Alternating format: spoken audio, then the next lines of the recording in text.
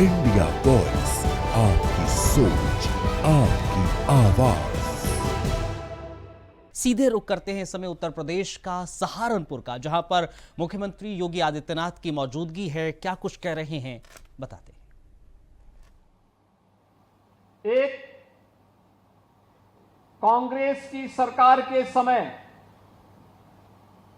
महाराष्ट्र के मालेगांव में हुए विस्फोट में कैसे तत्कालीन कांग्रेस की पार्टी की सरकार ने और उनके सहयोगी दलों ने हिंदुओं को अभियुक्त बना करके, आरोपों को घेरे में ला करके सभी हिंदू नेताओं को अभियुक्त बनाने की कुछ चेष्टा कैसे की थी, आज एटीएस के खुलासे से सारे तथ्य सामने आ रहे हैं। कांग्रेस और उसके सहयोगी दलों का यह कृत्य राष्ट्रद्रोह की श्रेणी में आता है। आतंकवाद के प्रति सौंप और राष्ट्रवादी नागरिकों के लिए, राष्ट्रवादी संगठनों के लिए क्रूर बन करके, बर्बर बन करके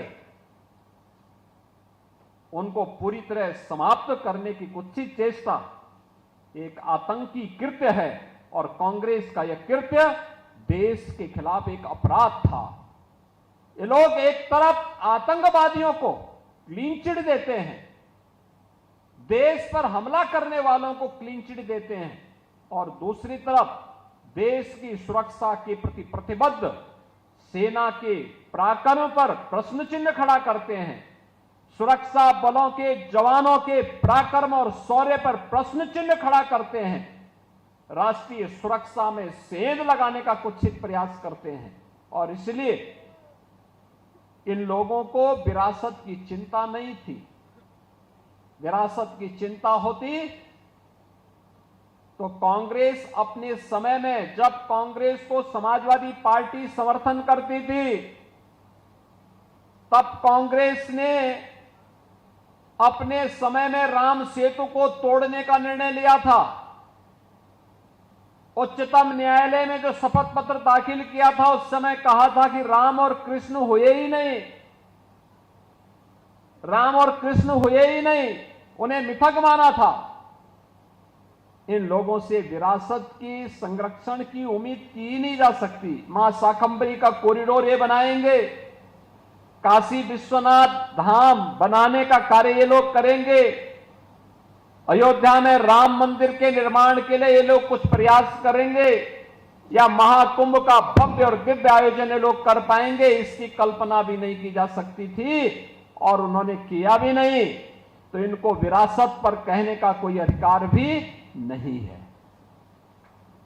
भारत के विरासत का संरक्षण करने के साथ साथ विकास की प्रक्रिया के साथ हम उसे जोड़ सकें, इस जोड़ने की प्रक्रिया को ही प्रधानमंत्री जी ने विरासत और विकास के समन्वय के साथ आगे बढ़ाया है।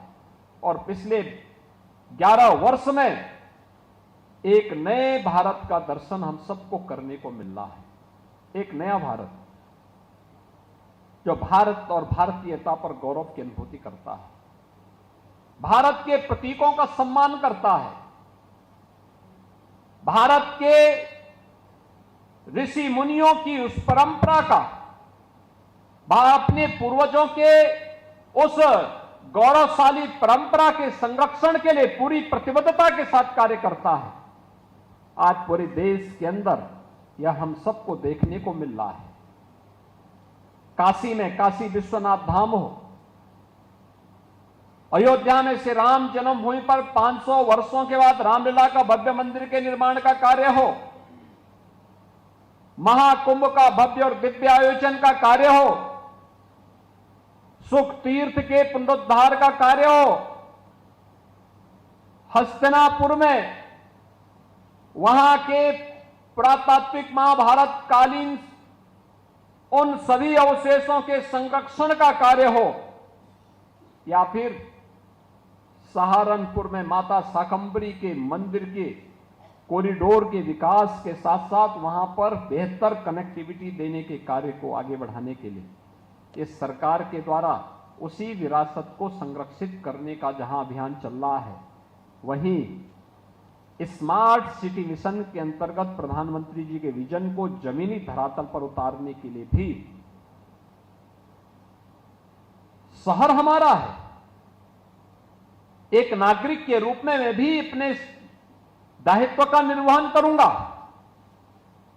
उस दायित्व का निर्वहन करने के लिए स्मार्ट सिटी मिशन, और अभी तक तो हमने 17 म्युनिसिपल कॉर्पोरेशन को यानी नगर निगमों को लिया था, और इस बार के बजट में तो हम लोगों ने यह भी व्यवस्था की है कि हर जिला मुख्यालय की नगर निकाय को स्मार्ट सिटी मिशन के अंतर्गत हम लोग उसका भी विकास उसी रूप में करेंगे, जिसमें सभी नगर पालिकाएं आ जा रही हैं जो भी जिला मुख्यालय से जुड़े हुए हैं, या वे नगर पंचायत जो जिला मुख्यालय से जुड़े हुए हैं, उन सबको स्मार्ट सिटी की तर्ज पर हम डेवलप करने जा रहे हैं।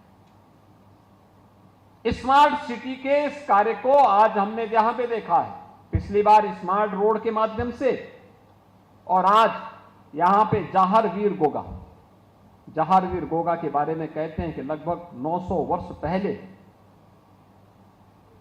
बड़े पराक्रमी योद्धा के रूप में उन्होंने कार्य किया था, विदेशी आक्रांताओं से देश की धरती को बचाने के लिए अपना योगदान दिया था, और फिर भगवान गोरक्षनाथ के संरक्षण में जाकर के, उनकी शरण में जाकर के, उनका दर्शन प्राप्त करके संजीव समाधि उन्होंने गोगा मेड़ी में ली थी।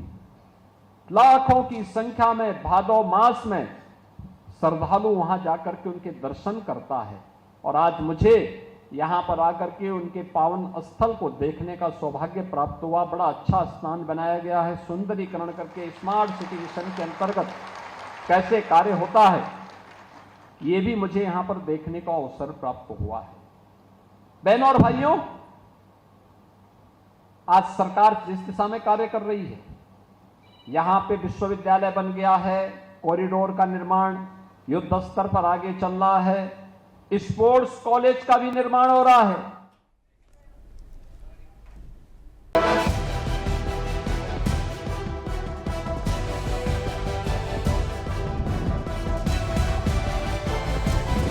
इंडिया वॉइस, आपकी सोच, आपकी आवाज।